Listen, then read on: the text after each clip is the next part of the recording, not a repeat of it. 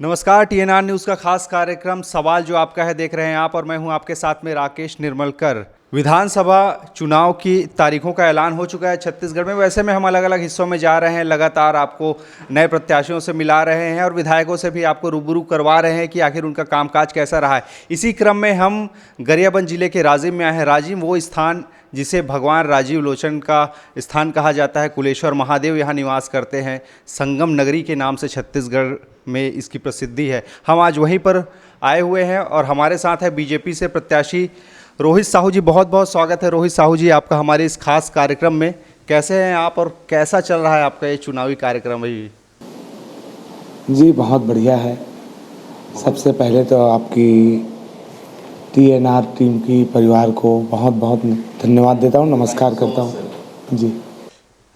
हमारे कार्यक्रम का एक पड़ाव रहता है सर। सबसे पहले हम जो कि जनता नहीं जानती है उस चीज़ से हम उनको रूबरू कराने की कोशिश करते हैं कि आपका जीवन कैसा रहा है शुरुआत से लेकर। थोड़ा विस्तार से बताइए, हमारे पास बहुत समय है अभी। आप बताइए शुरू से लेकर राजनीति में कैसे आए, कहाँ तक की आपकी शिक्षा रही। चूँकि आपके बारे में हमने बहुत कुछ सुना है, आज आप अपने मुंह से ही बता दीजिए कि क्या क्या आपकी उपलब्धियाँ रही है राजनीति में, आपका जीवन कैसा रहा है, पारिवारिक जीवन, इसके बारे में थोड़ा सा ज़रा बताइए। देखिए, मेरा नाम रोहित साहू, मेरे पिताजी का नाम श्री विष्णुराम साहू जी है। एक छोटा सा गांव है, ग्राम पीपरछेड़ी, और ग्राम पंचायत सेमहरतरा है मेरा। बहुत छोटा गांव है। एक छोटा सा परिवार का छोटा सा किसान का बेटा हूँ मैं। और राजनीति में से पहले जैसे मैं पढ़ाई का जो ये हुआ, खेती किसानी का काम करता था मैं। मेरे घर में खेती बाड़ी का जो काम है उसमें मेरे पिताजी के साथ, मेरे परिवार वाले के साथ सहयोग करता था। और मेरे घर में गाय बहुत रखते हैं, गाय का पालन बहुत होता है मेरे घर में। मेरे परिवार पूर्वज मेरे यहाँ बहुत ज़्यादा रखते हैं, भैंस रखते हैं, गाय रखते हैं। पढ़ाई, जिस समय पढ़ाई छोड़ा, बंद हुआ, कुछ समय मैं भैंस चराने का भी काम किया जी। मेरे घर की भैंस है, गाय है, सबको चराने ले जाता था मैं। उस समय मैं देखा गांव की स्थिति, जिस रास्ते से हमारे गांव की जितने जो गौ माता है उसको राउत के द्वारा चराने ले जाते थे, उस एरिया में मैं अपने घर के जितने जो गाय वगैरह जो हैं, गाय भैंस को मैं भी चराने ले गया। मैं देखा वहाँ कि गांव में इतना ज़्यादा विकास कहीं कुछ हुआ नहीं था। जिस रास्ते से गुजरना पड़ता था उस रास्ते में इतना दलदल था, इतना कीचड़ था, जो रोज़ उसमें गौ माता को ले जाते थे, शाम को फिर वापस लाते थे, चराने ले जाते थे। मैं भी जाता था, पैर में कीचड़ ना हो करके। हम लोग का उस समय बचपना था, भैंस के ऊपर में बैठ के हम लोग पार करते थे। और घर में आके बाद देखा, गांव में सबके घर में भैंस को तो पानी डाल के धो डालते थे, लेकिन गौ माता जो है उसके पूरे शरीर में कीचड़ लगा हुआ रहता था, पूरा पूरा पेट, पैर पूरा। रात भरे उन लोग घर में रखते थे, उसको धो नहीं पाते थे। मैं बोला कि ये इतना दलदल है, इसको बनाते क्यों नहीं है। मैं गांव के बुजुर्ग लोग के साथ बैठता था, बड़े वृद्धजनों के साथ बैठता था, तो उन लोग बोले कि भैया सरपंच इसमें काम नहीं करवा पा रहे हैं, सरपंच के दायित्व होता है, सरकार इसमें कोई ध्यान नहीं दे रहे। मैं भी उस समय सोचा कि यार सरपंच का ये काम है, गांव का विकास सरपंच का होता है, क्यों ना मेरे को सरपंच बनना चाहिए। गांव के विकास में इतना कमी है, गौ माता को इतना तकलीफ हो रहा है, हमारे गांव वाले को इतना तकलीफ हो रहा है। मैं उस समय बोला, सभी बुजुर्ग हमारे लोग थे उसके सामने, कि अब मेरे को सरपंच बनना पड़ेगा। बोला मैं उस समय की बात बता रहा हूँ, 2005 की बात बता रहा हूँ। 2000 के समय, 2003, 4, 5 के समय मैं बोला कि मेरे को इस गांव का सरपंच बनना चाहिए। तो लोग मजाक किए, कहाँ बेटा तुम सरपंच हो, मजाक क्यों कर रहे हो। नहीं नहीं, मेरे को अब सरपंच बनना है, गांव का विकास करना है। तो ऐसा समय आया, मैं 2010 में सरपंच का चुनाव लड़ा। मैं पहली बार 2010 में सरपंच का चुनाव लड़ा। आश्रित ग्राम था, पीपरछेड़ी ग्राम पंचायत सेमहरतरा था। वास्तविकता में ऊपर वाले का ऐसा कृपा और गांव वाले का इतना आशीर्वाद मिला 50 साल पंचायती राज के पहली बार मेरे गांव से सरपंच बना। मैं सरपंच बना, फिर गांव में बहुत सारे विकास, गांव की सौंदर्यीकरण है, रोड रास्ता है, नाली बनाना है, घर में सबके घर पानी की व्यवस्था हो, गांव में सुलभ शौचालय हो, घर में शौचालय हो, गांव की पिचिंग की व्यवस्था हो, तालाब की पानी शुद्ध हो, बहुत सारी योजना लाई। स्कूलों में अच्छा बाउंड्री वाल हो, स्कूल में रहने की व्यवस्था हो, बच्चे के पढ़ने की व्यवस्था हो। तो ऐसे बहुत सारे विकास कार्य गांव वाले के विशेष सहयोग से किया। उस दिन से मैं राजनीति में आया। गांव वाले का विशेष सहयोग, गांव के हमारे सभी युवा माता बहनों का भरपूर सहयोग मिला। 2010 में बना सरपंच। 5 साल में बेस्ट सरपंच का अवार्ड मिला मेरे को, पहले ही साल में। 2010 की जो सरपंच बना, पहली बार की सरपंच में बेस्ट सरपंच का अवार्ड मिला विकासखंड स्तर का। उसके बाद गांव वाले लोग बोले कि एक बार और सरपंच बनाएंगे आपको। 2015 में, तो फिर 2015 में भी एक बार और सरपंच बना। गांव वाले लोग के इतने आशीर्वाद सहयोग मिला, तो सेमारतर और पीपरछेड़ी में जिले में अवार्ड मिला मेरे को। जिले के साथ साथ राज्य स्तर और केंद्र स्तर पर मेरे को अवार्ड मिला। एक विकास के कार्य में, स्वच्छ भारत मिशन में सबसे सुंदर गांव, मैं गांव में गार्डन बनवाया।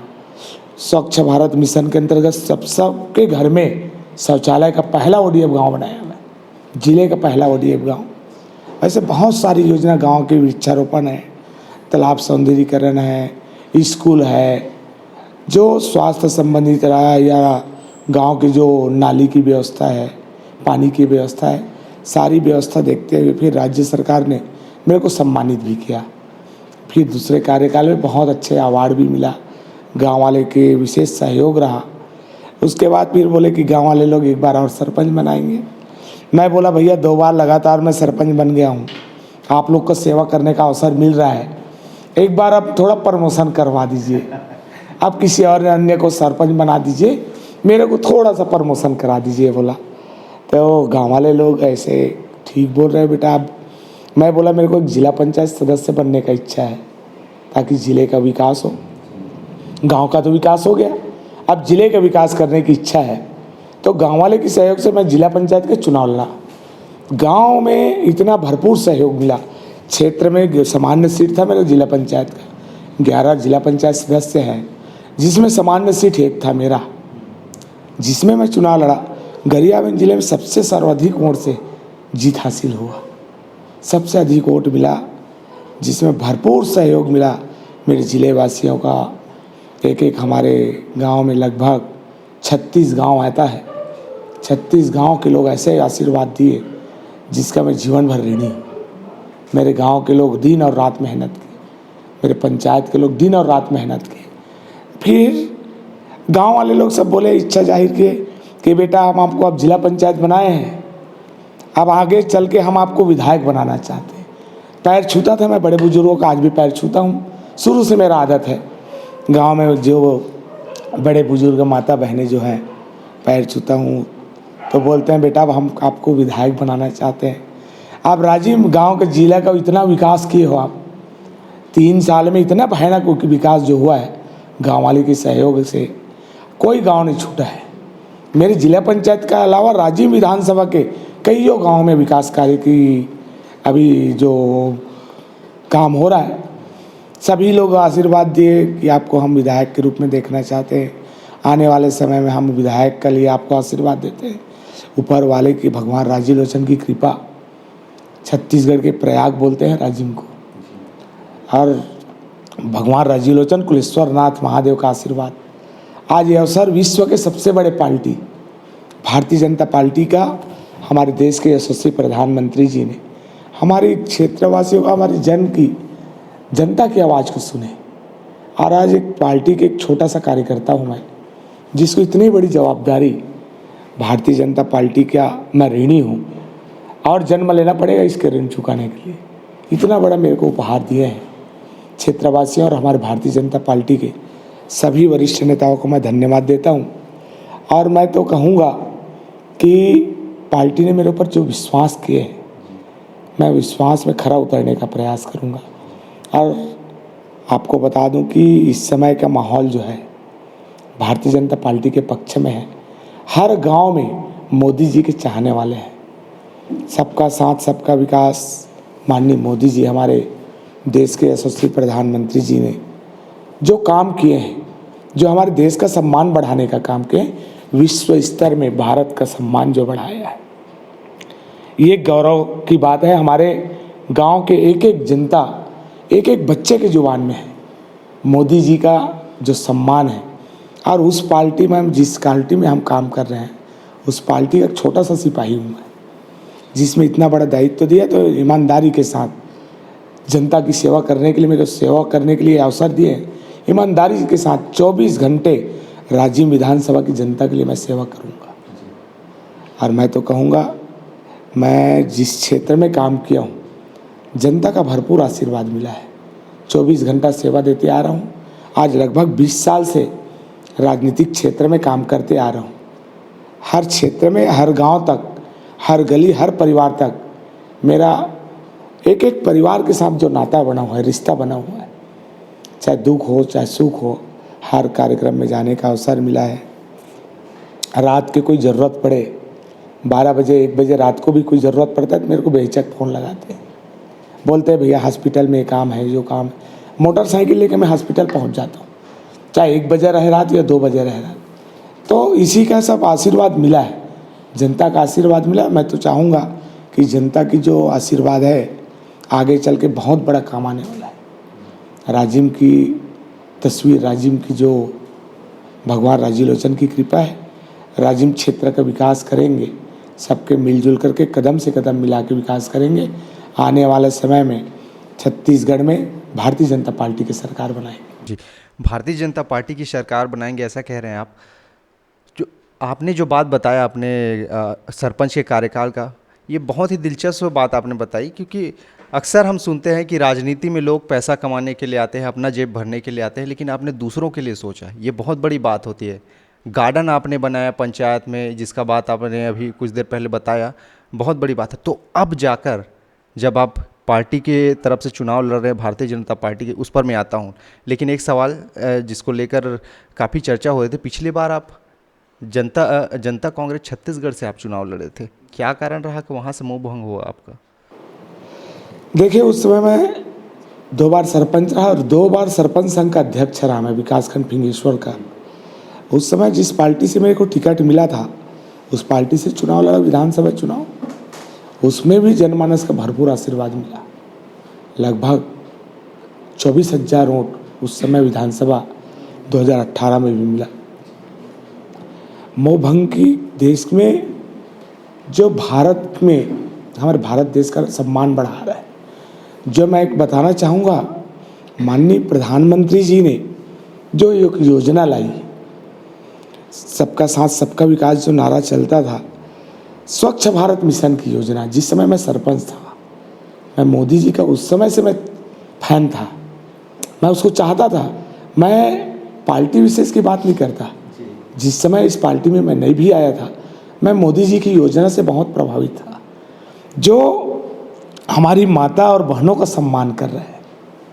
आपको मैं बता दूं, जिस समय ऐसा समय था कि हमारी माता बहनें लोग को शौच करने के लिए लोटा लेके गली में गुजरना पड़ता था, कहीं रोड किनारे जाना पड़ता था, कहीं तालाब किनारे जाने पड़ता था। हमारे बुजुर्ग लोगों को लोटा लेके जाना पड़ता था, गली गली। नई कोई बहू आई है, हमारी बिटिया रानी है, सबको सर ढक के गली में लोटा लेके जाना पड़ता था शौच के लिए। यदि जिसका चिंता कोई किया है तो ये देश के प्रधानमंत्री नरेंद्र मोदी जी ने किया है। 50 साल तक कांग्रेस ने राज किया है। ये कांग्रेस सरकार क्यों नहीं सोचे इस बात को? मैं बताना चाहूँगा आपको, देश के प्रधानमंत्री मोदी जी ने काम जो सोचे, हमारी माता हमारी बहनों का जो सम्मान किया, इसको मैं समझा कि वास्तविकता में कोई जनहित का काम कर रहा है, कोई देश हित में काम कर रहा है, कोई माता के लिए काम कर रहा है। और जो माता का सम्मान कर रहा है, उसका सदैव सब जगह एक सम्मान होता है। मैं उसी दिन से उसको चाहने लग गया। सबका साथ सबका विकास का जो नारा दिए थे, हमारी माता बहनों के लिए स्वच्छ भारत मिशन के अंतर्गत हर घर में शौचालय का निर्माण किया। आज हमारी माता बहनें सुरक्षित हैं। माता बहनों को सम्मान बढ़ाने का काम किया है। हमारे देश के प्रधानमंत्री जी को मैं धन्यवाद देता हूँ और हर माता और बहनें दिल से धन्यवाद देते हैं जो उसकी सम्मान की रक्षा किए हैं। उसके अलावा मैं बताऊँगा आपको, अभी माता और बहनों के सम्मान हमेशा माता बहनों के सम्मान, महिलाओं के, हमारे बुजुर्गों का, किसानों का जो सम्मान किया है, वाकई में भारतीय जनता पार्टी ने किया है। आज शुद्ध पेयजल की व्यवस्था की बात करें, हर घर में, हमारे हर परिवार में शुद्ध पेयजल की व्यवस्था करा रहे हैं हमारे प्रधानमंत्री जी। छोटी मोटी बात नहीं है। माताओं के लिए स्वच्छ भारत मिशन में शौचालय बना दिए। चूल्हा जलाने में बहुत तकलीफ होता था हमारी माताओं को, उसके लिए गैस सिलेंडर का व्यवस्था की।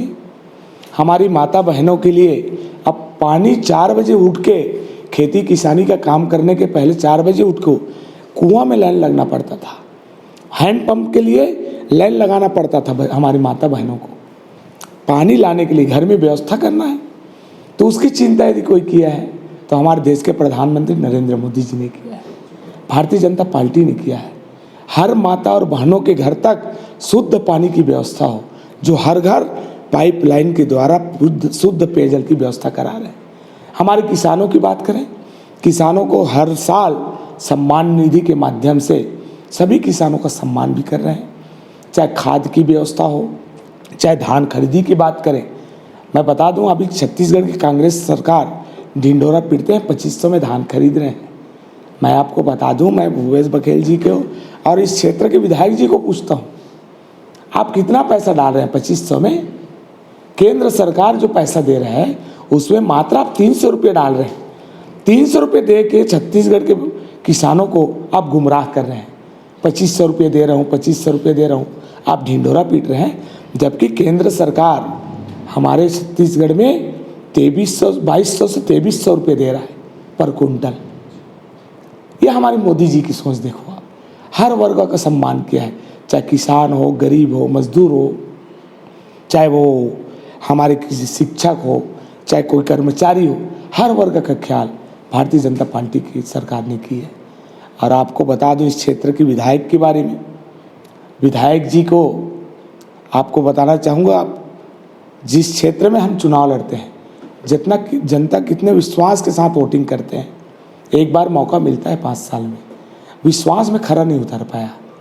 जब भी देखे हैं, आपको बता दूं, हमारे विधायक जी जो है चुनाव जीतने के समय, चुनाव वोट मांगने के समय राजिम क्षेत्र में नजर आते हैं। 256 गांव है मेरा विधानसभा। मैं विधायक जी को पूछता हूँ, गांव में जाता हूँ, उसके कार्यकर्ताओं से पूछता हूँ, हम वोट किस लिए दिए हैं, हम विधायक किस लिए बनाए हैं, आप विधायक जी को बुलाते क्यों नहीं? कई हमारे गांव के कांग्रेसी भाई लोग मेरे पास फ़ोन लगाते हैं, भैया हमारे गांव का ट्रांसफार्मर जल गया, भैया हमारे गांव में नाली की व्यवस्था नहीं है, पानी की व्यवस्था नहीं है, हमारे खेत में दरारें आ रही हैं। कांग्रेस वाले आपको, कांग्रेस के भाई लोग हमारे पास फ़ोन करते हैं, कई कांग्रेस परिवार से जुड़े हुए लोग। मैं बोलता हूँ, भैया आप तो कांग्रेस परिवार से हैं, आप तो आपका विधायक है, आपका विधायक जी को क्यों फ़ोन नहीं लगाते? कांग्रेसी भाई लोग बोलते हैं, क्या बताएं भैया, बड़ा दुर्भाग्य है, हम लोग जिसको वोट दिए हैं, जिसके हम कार्यकर्ता हैं, हमारा फ़ोन नहीं उठाता वो। यही नाम से हम आपके पास फ़ोन लगाते हैं, भैया आपके माध्यम से कम हमारे गांव का काम हो जाता है। ये कांग्रेस वाले लोग बोल रहे हैं। अन्य जनता की तो बात छोड़ो, आप जिससे मिलने के लिए रायपुर जाने के लिए 3 से 4 हज़ार खर्चा करना पड़ता है। राजिम की जनता, आप समझ रहे हैं, राजिम की जनता इस बात को बोल रहे हैं, 3000 गाड़ी किराए करके हमको रायपुर जाना पड़ता था। गारंटी नहीं है कि विधायक जी मिल जाए। राजिम क्षेत्र के अपने निर्वाचन क्षेत्र में तो समय दिए ही नहीं। यहाँ तक आपको बता दूँ, छत्तीसगढ़ के विधानसभा सत्र जो होता है, 17 में सब विधानसभा भवन में भी सबसे कम उपस्थिति हमारे राजिम विधानसभा के विधायक जी का। ये दुर्भाग्य है हमारा, जो राजिम विधानसभा के विधायक जी हमारे क्षेत्र की जनता के साथ विश्वासघात किए हैं। माननीय अमितेश शुक्ल जी जनता के साथ खिलवाड़ किए हैं, राजिम की जनता के विश्वास के साथ विश्वासघात किए हैं। जनता के बीच में तो आते ही नहीं है। यहाँ तक इस क्षेत्र के आवाज़ को जनता की आवाज़ को सदन में उठाए करके भेजे हैं। सदन में भी उपस्थिति छत्तीसगढ़ में सबसे कम है उसका। आप मीडिया प्रेस के माध्यम से देखे भी होंगे। तो माननीय अमितेश शुक्ल जी चुनाव के लिए इस्तेमाल करते हैं क्षेत्र की जनता को। चुनाव जीतने के बाद रायपुर में आराम फरमाते हैं। क्षेत्र में कहीं कोई फ़ोन लगाए, हर व्यक्ति कोई दुख और सुख, बहुत सारी व्यवस्था होता है हॉस्पिटलों की। जैसे कोरोना काल की बात करें, कोरोना काल में भी हमारे माननीय विधायक जी क्षेत्र में नज़र नहीं आए। कोरोना तो मेरे को भी हुआ था, मैं भी क्षेत्र का जनप्रतिनिधि हूँ। 24 घंटा सेवा दिया हूँ। मेरे परिवार में 8 जने को, मेरे परिवार में मेरे माँ पिताजी, भाई बहन, मेरी बहू, मेरे बेटे, सबको कोरोना हो गया था। मेरे को भी हो गया था। तो कोरोना मेरा हो गया, कोरोना की इलाज हुआ, लेकिन कोरोना में हमारे क्षेत्र की जनता तड़प रहे हैं, उसकी भी तो चिंता करना है। जिस क्षेत्र की जनता आपको यहाँ तक पहुँचाए, तो ये दुर्भाग्य है राजिम का। इस समय मैं तो कहूँगा राजिम की एक एक जनता की आवाज़ इस समय बदलाव निश्चित नहीं, एक बात है यहाँ पे, लेकिन यहाँ की जनता का मूड हमेशा से एक चीज़ रहा है कि दोबारा से एक ही प्रत्याशी को वो जिताती नहीं है। तो इस बार क्या ये मान के चला जाए कि रोहित साहू यहाँ से विधायक चुनकर आ रहे हैं?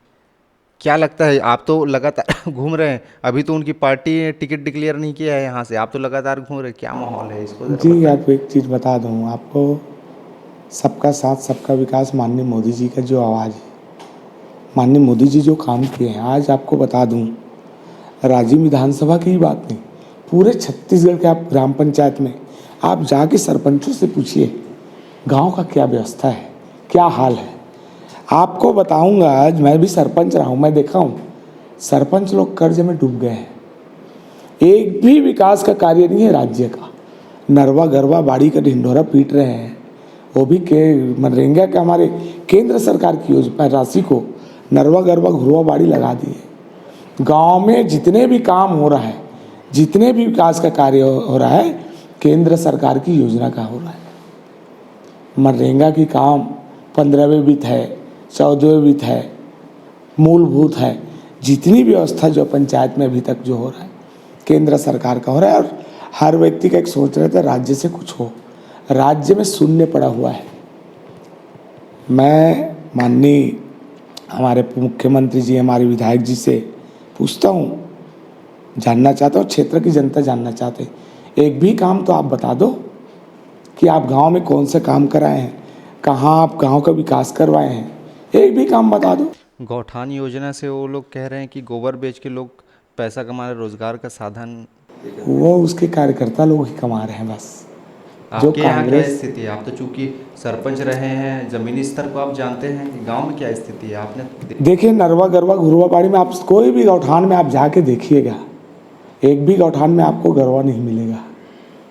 रही सवाल गोबर की, तो उसकी जो गोबर की बात बता दूं, रेडी अपना वर्मी कंपोस्ट के नाम से जो खाद बना रहे हैं, जिसमें किसानों को ज़बरदस्ती दबाव बना के खाद बेचा जा रहा है, उसमें भी रेत और मिट्टी डला हुआ है, अमानक, जिसमें कोई गुणवत्ता की कोई मापदंड नहीं है। रेत और मिट्टी मिला के वर्मी कंपोस्ट का एक पैकिंग करवा दी है। अब मजबूरी है किसानों का, किसान लोग को दबाव बना के खरीदा गया। जिस खेत में उस खाद को डाले हैं, उस खेत में इतना खरपतवार हो गया कि वहाँ फसल चौपट हो गया है। ये स्थिति है। आपको ये चीज़ देखने को मिलेगा। आप किसानों से जाके पूछेंगे इस बात, क्योंकि मैं किसान हूँ, खेती किसानी का काम मैं किया हूँ, और इससे ज़्यादा और बोलने की ज़रूरत नहीं है। कहाँ पे कौन सा खाद डलता है, कब निदाई होता है, कब ब्यासी होता है, कब बुआई होता है, कब चलाई होता है, ये सारी बात चीज़ मैं जानता हूँ। मैं खेती किसानी का काम किया हूँ, काम करते आ रहा हूँ।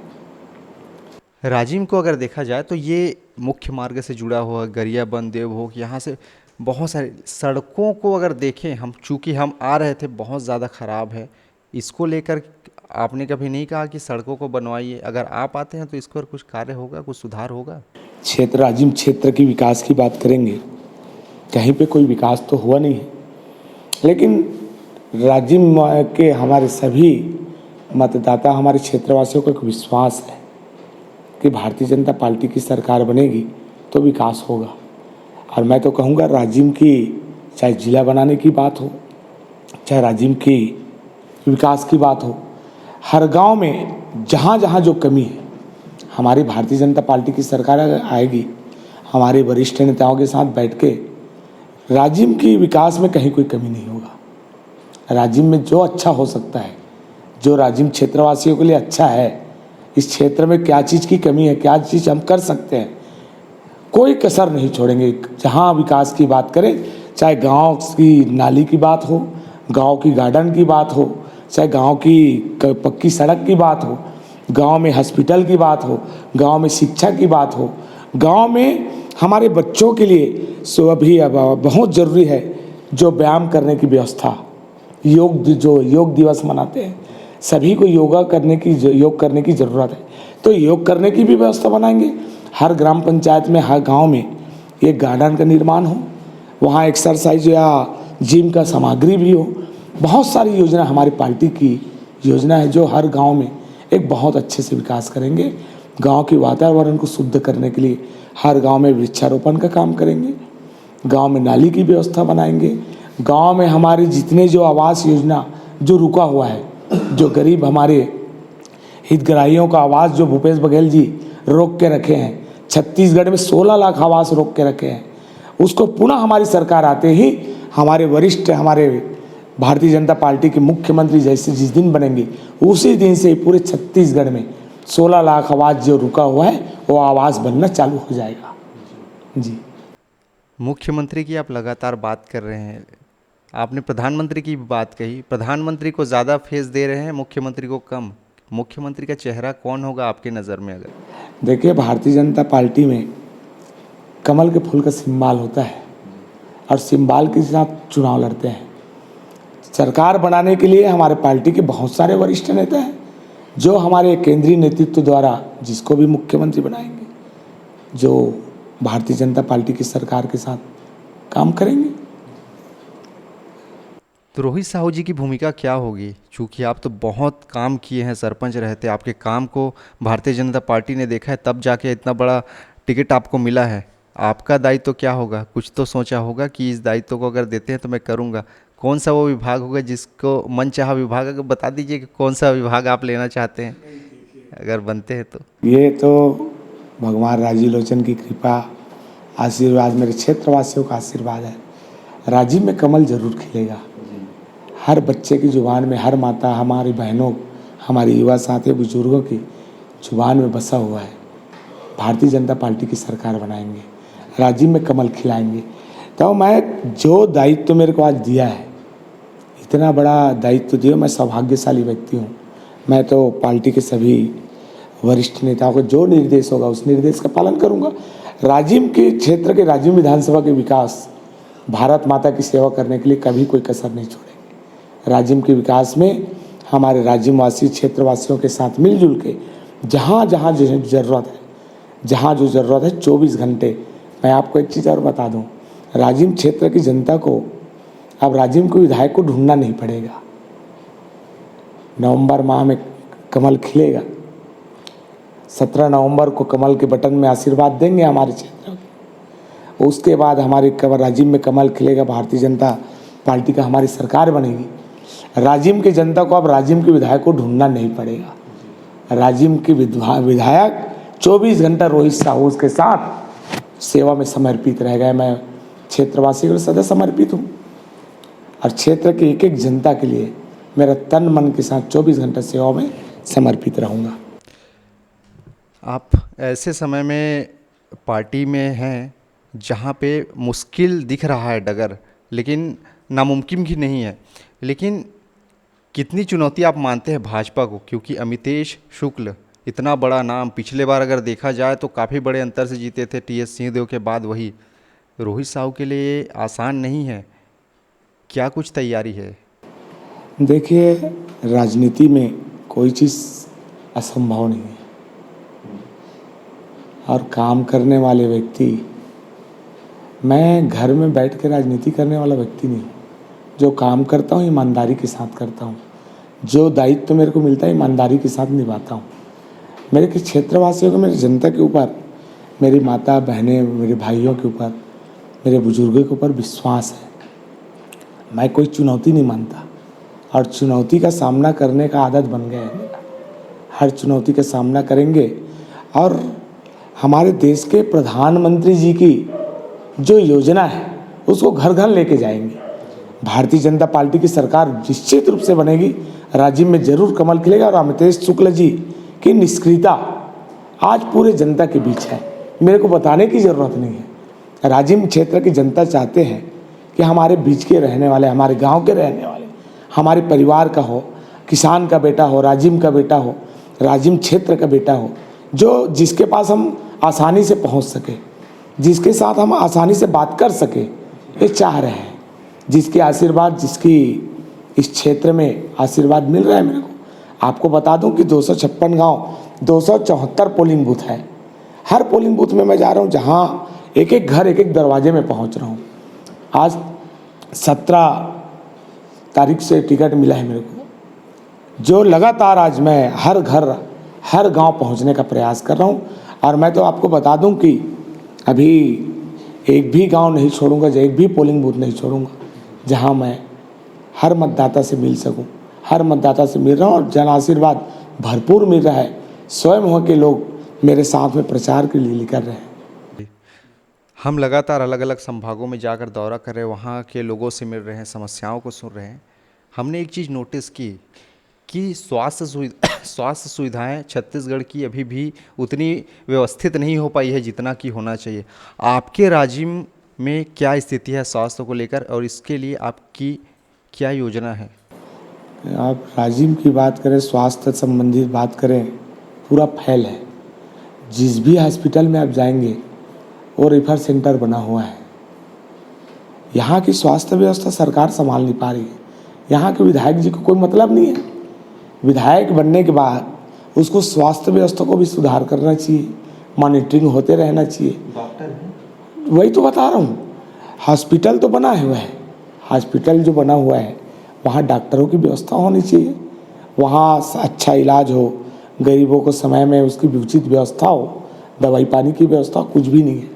यहाँ एक चीज़ बता दूँ, ये कांग्रेस सरकार जो है भ्रष्ट सरकार है, कमीशन खोरी की सरकार है। हमेशा लोगों को गुमराह करने का काम किया है, छत्तीसगढ़ महतारी को लूटने का काम किया है, आम जनता को लूटने का काम किया है। कांग्रेस सरकार कोई भी काम में सफल नहीं हुआ है। बड़ा बड़ा सपना जरूर दिखाते हैं, लेकिन अपने कार्यकर्ताओं के लिए काम करते हैं, अपने लिए काम करते हैं। कांग्रेस सरकार हर योजना में फेल है, कहीं कुछ भी नहीं है। धरातल में आप जाग देखेंगे कुछ भी नहीं।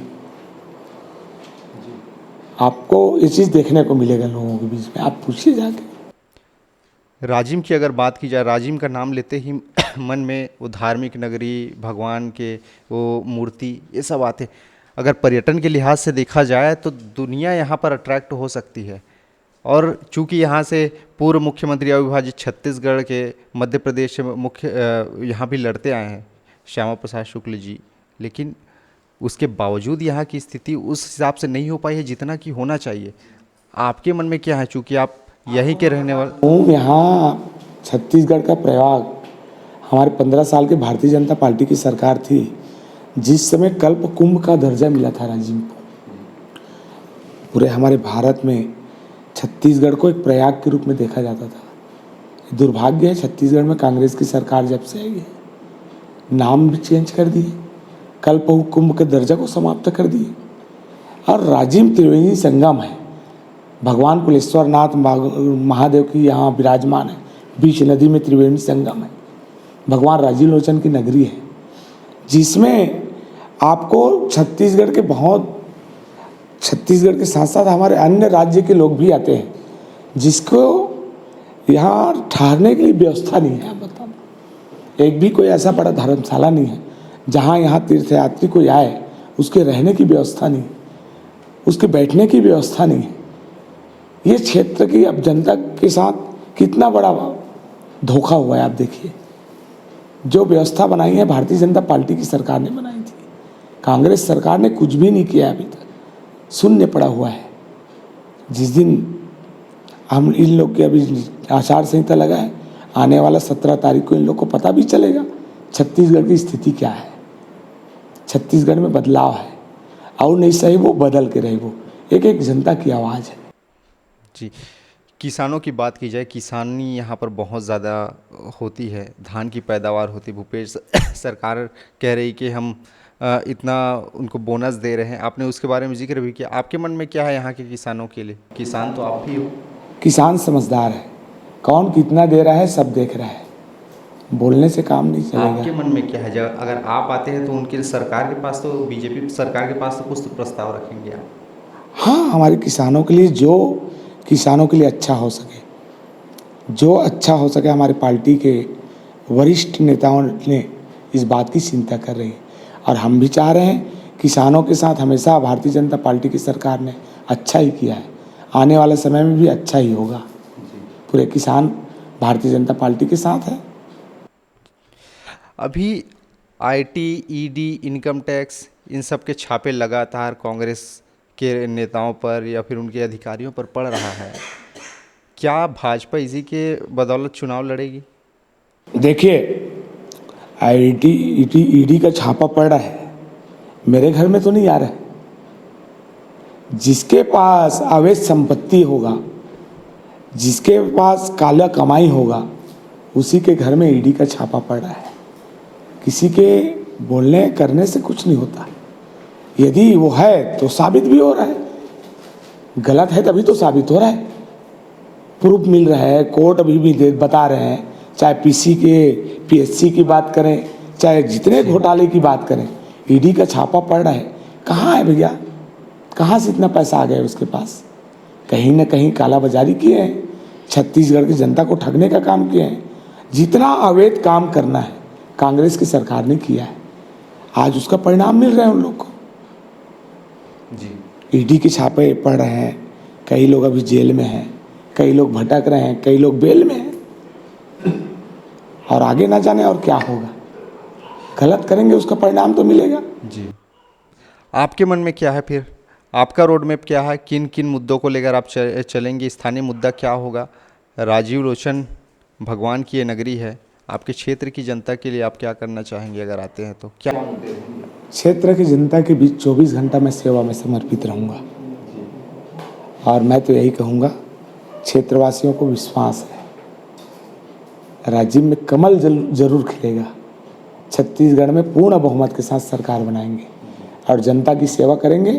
भारतीय जनता पार्टी हमेशा जनता के साथ रहेगी। क्या जनता उम्मीद करे कि पिछली बार जो आपने अपने गांव में किया था, चमचमाता हुआ गार्डन बना दिया, तो उस ढंग का पूरे गांव में आपके एरिया में बन जाए? बिल्कुल बनेगा। मैं तो बहुत सारे सपना देखा हूँ, जिस चीज़ को देखा हूँ आज तक पूरा करते आया हूँ। और मैं एक चीज़ बता दूँ, जो सपना मैं देखा हूँ भगवान राजीव लोचन और हमारे पार्टी के वरिष्ठ नेताओं ने, आज ये सौभाग्य जो मेरे को मिला है ना, मेरे को लगता है राज्य विधानसभा की जो कमी है उस कमी को पूरा करने के लिए ही मिला है। और समय आने पर आपको देखने को भी मिलेगा, राजिम के विकास में कहीं कोई कसर नहीं छोड़ेंगे। राजिम विधानसभा की एक एक गांव का विकास करेंगे। कहीं आपको ये देखने को मिलेगा, कहीं भी जाएंगे कि आपको पता चलेगा कि यहाँ ये विकास हो रहा है। भारतीय जनता पार्टी की सरकार है, हमारे क्षेत्र में कमल खिला है, उसका फायदा हमारे गांव को मिल रहा है, हमारे गांव की जनता को मिल रहा है। चाहे जनता के लिए जो भी योजना हो, जो भी रोजगार हो, पूरा रोजगार भी उपलब्ध कराएंगे, योजना भी बनाएंगे, और सब मिलजुल के गांव में बैठकें करेंगे। बैठक करके सुनता सलाह के साथ सब मिलजुल के गांव के विकास भी करेंगे। मिलजुल कर आप विकास करना चाहते हैं। जाते जाते अपने क्षेत्र की जनता को अगर संदेश देना चाहें, कुछ चुनाव सामने है, बहुत ज़रूरी है संदेश देना, हमारे माध्यम से कुछ कहना चाहें आप? जब मैं तो क्षेत्र मेरे देवतुल्य, मेरी माता बहनों, मेरी बहन है, भाई हैं, मेरे बुजुर्ग हैं, सभी के सदैव मेरे को आशीर्वाद मिला है। और मैं तो यही और प्रणाम करते हुए मैं निवेदन करूंगा कि आपके बेटे के प्रति जो विश्वास आप लोगों ने किए हैं, आप ही लोग के आशीर्वाद के बदौलत आज विश्व के सबसे बड़े पार्टी भारतीय जनता पार्टी के हमारे देश के यशस्वी प्रधानमंत्री जी ने आप लोगों की सेवा करने के लिए ही मेरे को राज्य विधानसभा का प्रत्याशी बनाया है। मैं यही कहूँगा कि गाँव के देवी देवताओं को साक्षी मानते हुए मैं वचन दे रहा हूँ कि आप लोगों की सेवा में आपका बेटा रोहित साहू, आपका भाई रोहित साहू, आपकी सेवा में 24 घंटे समर्पित रहूँगा। गांव के विकास में जहाँ जो कमी है उस कमी को पूरा करने का प्रयास करूंगा। 24 घंटे आपकी सेवा में समर्पित रहूंगा। और 17 नवंबर को आप लोग अपना आशीर्वाद अपने भाई अपने बेटा समझ के कमल के फूल के बटन में आशीर्वाद दीजिए और राजिम में कमल खिलाइए। और राजिम में कमल खिलेगा तो छत्तीसगढ़ में पूर्ण बहुमत के साथ भारतीय जनता पार्टी की सरकार बनाएंगे और छत्तीसगढ़ राज्य में एक विकास की गंगा बहाएंगे। धन्यवाद, प्रणाम। तो ये थे राजिम विधानसभा क्षेत्र से भाजपा के प्रत्याशी रोहित साहू जी, जिनका कहना है कि इस बार भाजपा की सरकार बनेगी, साथ ही राजिम में इस बार कमल भी खिलेगा। चूँकि इन्होंने मुद्दा उठाया है बाहरी वर्सेस स्थानीय का, और इनका कहना है कि इस बार स्थानीय प्रतिनिधित्व मिलना चाहिए, स्थानीय लोगों को प्रतिनिधित्व मिलना चाहिए, और ये तत्पर रहेंगे। आगे भी लोगों से मिलना जुलना इनका होता रहेगा, क्योंकि ये हमेशा से लोगों के समस्याओं में सुख दुख में साथ देते हैं। और अमितेश शुक्ला पर आरोप लगा रहे हैं कि वो काफ़ी ज़्यादा जनता के मुद्दों से नदारत है यहाँ से। तो देखना दिलचस्प होगा कि आखिरकार चुनाव के बाद यहाँ के नतीजे क्या कुछ आते हैं। बहरहाल इस खास कार्यक्रम में इतना ही। अगली बार होगी आप सबसे फिर मुलाकात। तब तक के लिए अनुमति दीजिए। नमस्कार।